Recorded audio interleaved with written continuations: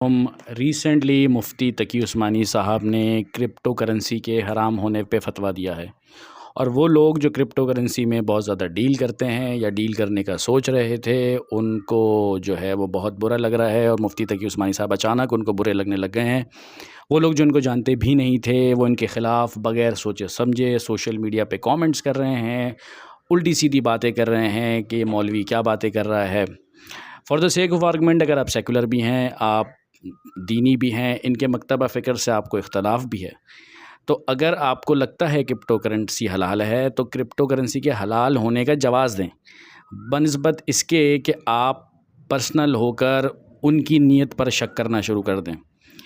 کچھ لوگ کہہ رہے ہیں کہ بھائی انہوں نے میوچل فنڈز میزان کے جو ہے نا وہ بڑھاوا دینے کے لیے تاکہ لوگ میوچل فنڈز کی طرف آئیں، تو انہوں نے کرپٹو کرنسی کو حرام قرار دے دیا۔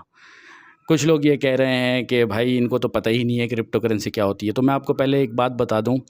کہ مفتی تقی عثمانی صاحب کی بہت خدمات ہیں، I am not in favour of ہم، میں کوئی ان کا فین نہیں ہوں، لیکن جو بات جس کی صحیح ہے وہ کرنی چاہیے۔ تو وہ فارمر سپریم کورٹ کے جج بھی رہ چکے ہیں، اور ان کی بہت گہری نظر ہے اسلام کے فائنینس پر، اور شروع سے شاید انہوں نے یہی چیز اختیار کی ہے اسلامک فائنینسز کی، جس سے ملک کو بہت فائدہ بھی ہوا ہے کہ لوگ حرام سے بچ کر حلال انویسٹمنٹ کی طرف بھی بہت زیادہ لوگ آئے ہیں۔ اب اس کے ساتھ ساتھ بات یہ ہے کہ اب یہ لوگ جو کہ یہ کہہ رہے ہیں کہ بھائی یہ ان کی نیتوں پر شک کر رہے ہیں کہ یہ انہوں نے اس لیے بول دیا اس لیے بول دیا، تو ہماری عوام کا یہ ذہن عجیب ہے۔ میں ذرا آپ تصور کر رہے ہیں کہ اگر یہ کرپٹو کرنسی کو حلال قرار دے دیتے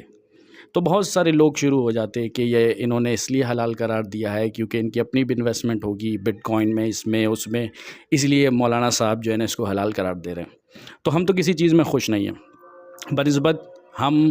ایک پڑھی لکھی عوام ہونے کا مظاہرہ کریں اور خود تحقیق کریں، اور اگر آپ کو لگتا ہے کہ ان کا فتویٰ غلط ہے تو you have to prove it, آپ پروف کریں، آپ سوشل میڈیا پہ پروف کریں، یا آپ سپریم کورٹ جا کے پروف کریں کہ میرے پاس دلائل ہیں۔ لیکن اتنی محنت تو کسی کو کرنی نہیں ہے، وہ بس چونکہ کرپٹو کے فین ہیں اور ان کو اور جینزی ہیں اور ان کو مفتی تقی عثمانی صاحب سے وہ کنیکٹ نہیں کر پا رہے، تو اس لیے بس ان کو وہ ان کی ساری باتیں بری لگ لی ہیں۔ اور وہ لوگ اگین جو کہ ان کی اندھی پیروی کرتے ہیں، اب انہوں نے کہہ دیا کہ حرام ہے تو بس اب ان کو بھی کوئی دلیل نہیں چاہیے۔ تو دلیل آپ دونوں سائڈ سے لیں، اپنا مزاج علمی پیدا کریں، اور کسی بھی چیز کو فالو کرنے کے پیچھے آپ کے ذہن میں بھی دلیل ہونی چاہیے۔ شخصیت پرستی یہ ایک چیز جو پہلے سے چلی آ رہی ہے وہ نہیں ہونی چاہیے۔